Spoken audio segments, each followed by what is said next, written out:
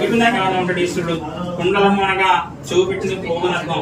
ఎందుకంటే ఈ పక్క పల్లంగా ఉంది, గోడుగా ఉంది.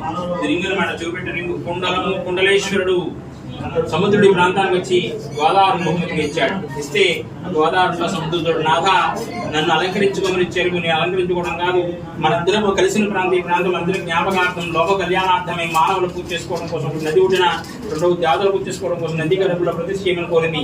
ఆ విధంగా ప్రతిష్ఠ చేశాడు.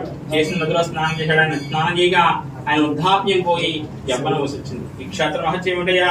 వృద్ధులు కూడా, ముసలవాళ్ళు కూడా ఈ క్షేత్రంలో స్నానం చేయడం వల్ల యవ్వనం వస్తుంది. ఇది కుండలేశ్వర క్షేత్ర మహత్యం. ఇది గౌతమి గ్రంథంలో 103వ అధ్యాయంలో 15వ శ్లోకంలో చెప్పబడుతుంది.